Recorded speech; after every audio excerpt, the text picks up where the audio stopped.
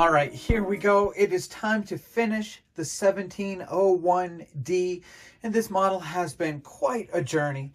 Everything from experimenting on how to light the nacelles to lighting the ship, and this is the 2024 edition with its translucent white plastic, which made lighting the ship an absolute joy. Instead of days and days of drilling out the windows, it's light blocking the ship, then just scraping the paint away from the windows. And it's easy, it's fun, and you'll see in a few minutes that it looks good. We've also completed the ship with the wonderful Aztec decals that are available separately. Both the decals and the ship are available at Cult TV Man Hobby Shop.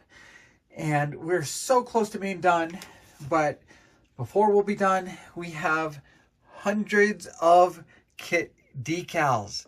Now, all of these decals are the ones provided in the kit itself. So you can see you don't need to buy the supplemental set to get all the lifeboats, the registries, the pennants, and all of those transporter emitters and RCS thrusters.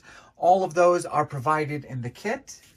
But if you do get those Aztec decals, this is what your ship might look like as you get close to finishing it. And once again, it's very glossy. We have to decal this ship, then we have to do a matte coat on top of it to dull everything down, and that's what we'll be doing now.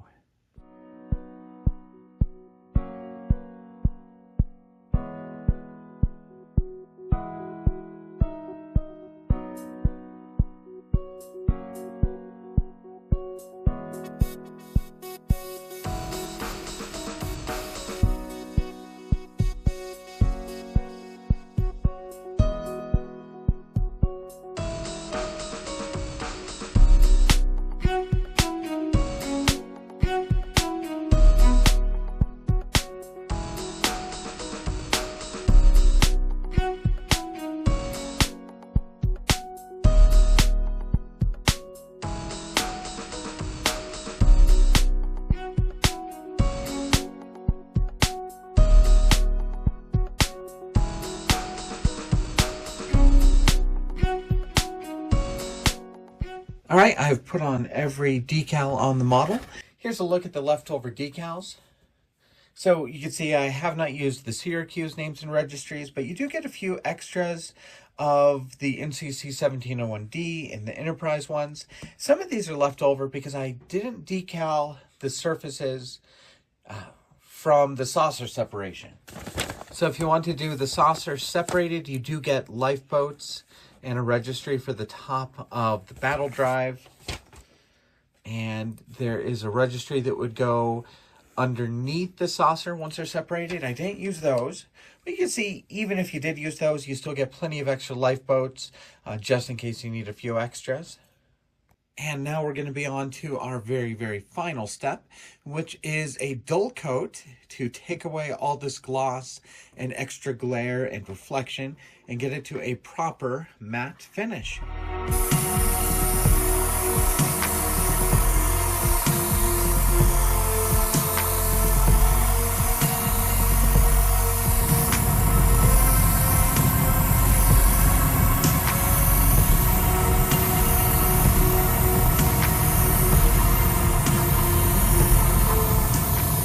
As we begin our look at the finished model, I want to take a look at those kit decals because they are very nice.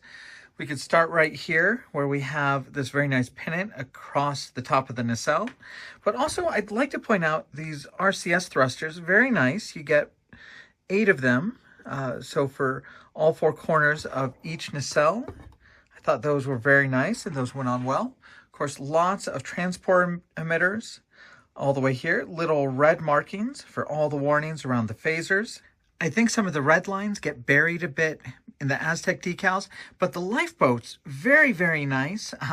It's wonderful to have them nicely grouped like that.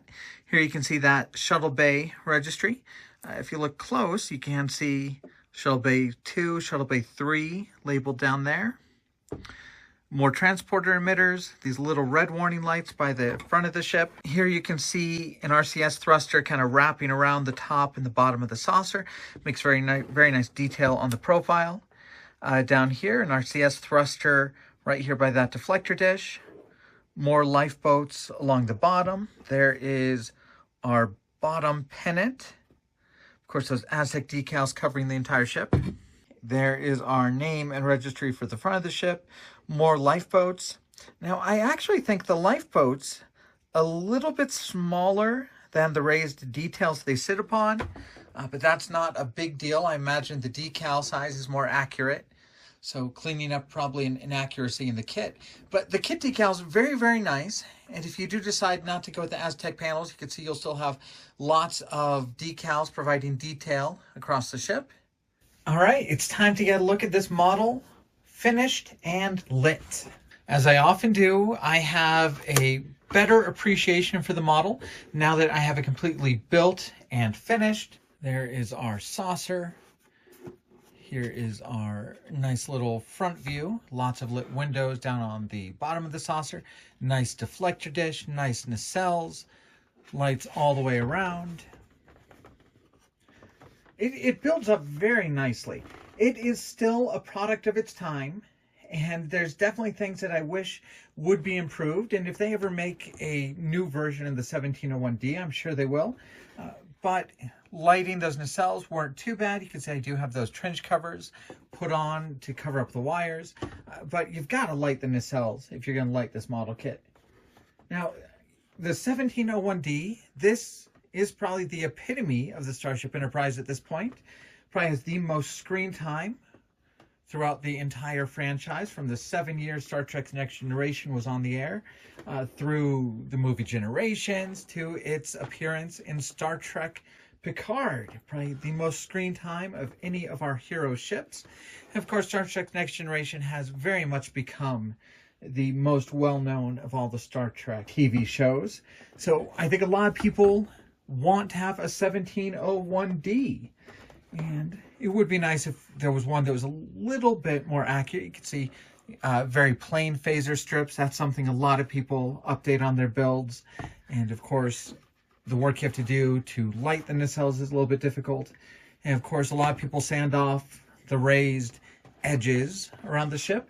But I didn't. This is what the model can look like if you do leave all of those kind of raised edges and grid lines amongst the ship. But I think it looks pretty good. All right, let's bring in one more of the lit models we've built on the channel.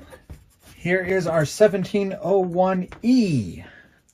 So we can see how these two ships look together.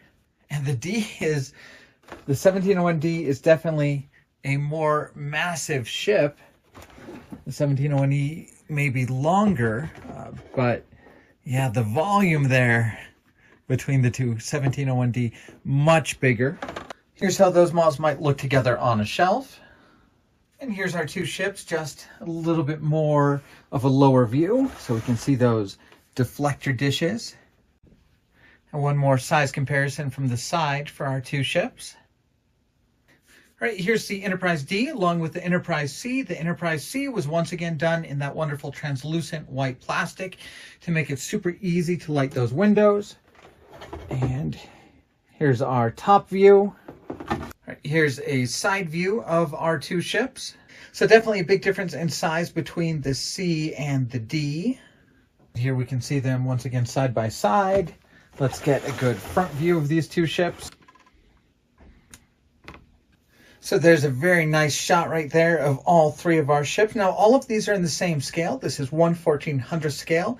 And it was very nice that AMT put all of their next generation models in that same scale. So you can have these three in a display together. And thanks to at least the D and the C being done in translucent white, very easy to light those up. The 1701E, if you can find a copy of it, you will kind of be stuck drilling out most of those windows. But hopefully, we'll see a translucent white release of the 1701E in the coming years, hopefully, to round out a lot of people's collections. And I'd love to do another one with the ease of just scraping the paint off the windows. But there's my next generation set. All right, guys, that's going to round out my videos on the 1701D. Hopefully, it's shown you a little bit about the model kit, a little bit about different ways to light those nacelles, how to manage the ship being done in that translucent white plastic, and hopefully it showed you kind of what those Aztec decals look like. Now, I will say that if I had done the model kit with the base color in a little bit more blue, I probably wouldn't have such a strong contrast on my Aztec panels. So that might be something you consider. But all in all, I definitely enjoyed building this model. I enjoyed doing the videos on them. And of course, thank you to AMT and Round 2 for letting me work on this model. And a big thank you to Cult TV Man. Of course, you can buy all of these model kits and the Aztec decals and lots of other accessories, including the trench covers at Cult TV Man Hobby Shop. But all in all, a big thank you to everybody who has followed these videos, and we'll be back with another build soon.